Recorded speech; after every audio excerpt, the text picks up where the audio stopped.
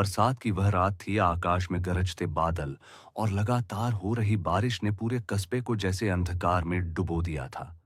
सड़कें सुनसान थीं, हर कोई अपने घरों में दुबक कर बैठा था।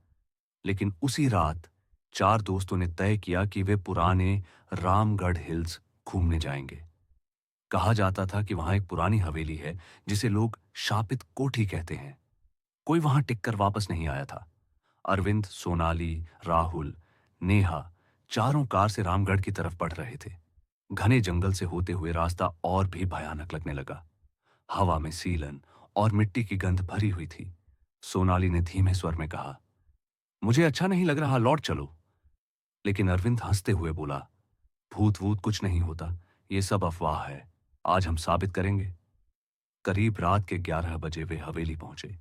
टूटी हुई दीवारें, जंग लगे लोहे का गेट और ऊपर टंगी एक पुरानी लालटेन जो हवा से हिल रही थी। गेट खोलते ही एक अजीब सी बदबू आई, मानो कोई सड़ा हुआ मांस हो। राहुल ने मजाक में कहा, लगता है यहां किसी ने नॉनवेज पार्टी की थी। लेकिन बाकी तीनों को उसकी बातों पर हंसी नहीं आई। हवेली के अंदर गुप्त अंधेरा था। दीवारों पर पुराने चित्र लगे थे, कुछ राजा रानी के और कुछ ऐसे चेहरे जिनकी आंखें जैसे जिंदा हों। नेहा ने एक पेंटिंग की तरफ इशारा किया, देखो, ये आंखें हमें घूर रही हैं। वो सब ठिठक गए। सचमुच ऐसा लग रहा था जैसे पेंटिंग का चेहरा उनके हर कदम पर नजर रख रहा हो। अचानक ऊपर वाली मंजिल से किसी औरत की चीख गूंजी। आ सोनाली कांपते हुए अरविंद का हाथ पकड़ ली। ये ये किसकी आवाज थी? अरविंद ने टॉर्च उठाई और कहा, चलो ऊपर चलते हैं। ऊपर एक कमरा मिला जिसका दरवाजा आधा टूटा हुआ था। जैसे ही उन्होंने दरवाजा खोला, वहां अंदर एक टूटा हुआ झूला था जिस पर खून के धब्बे फैले थे। नेहा ने डरते डरते पूछा, क्या किसी को यहां मारा गया था? राहुल मजाक करने ही वाला था, तभी झूला अपने आप हिलने लगा। कमरे के कोने में एक पुरानी डायरी पड़ी थी। अरविंद ने उसे उठाकर पढ़ना शुरू किया। उसमें लिखा था, मैं सावित्री, इस हवेली की मालकिन। मेरे पति ने मुझे और मेरे बच्चे को मार डाला। मेरी आत्मा इस हवेली में कैद है। जो भी यहां आएगा उसे वहीं दर्द सहना होगा। डायरी का आखिरी पन्ना खून से लथपथ था। अचानक खिड़की जोर से बंद हो गई और कमरा अंधेरे में डूब गया। टॉर्च बंद हो गई। चारों चीख पड़े और उसी अंधेरे में एक औरत की कराहती आवाज आई, तुम यहां क्यों आए हो? वे चारों सीढ़ियों से भागकर नीचे पहुंचे, लेकिन गेट अपने आप बंद हो गया। राहुल ने जोर से खींचा, ये खुल क्यों नहीं रहा?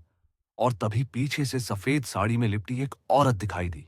उसका चेहरा अधजला था, आंखें लाल और होंठों से खून टपक रहा था। वो आत्मा अचानक गायब हो गई। अगले ही पल राहुल चीखा, हा!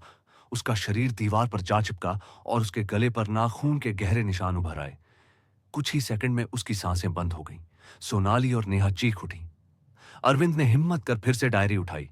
उसमें नीचे एक पंक्ति और लिखी थी, जो कोई मेरी कोठी से भागने की कोशिश करेगा उसकी मौत निश्चित है, और जो रहस्य जाने बिना जाएगा उसकी आत्मा भी यहीं कैद हो जाएगी। नेहा ने कमरे में रखी एक पुरानी अलमारी खोली। उसमें एक बच्चे का टूटा हुआ खिलौना और खून से सना कपड़ा मिला। शायद वही बच्चा जिसे सावित्री के पति ने मार दिया था।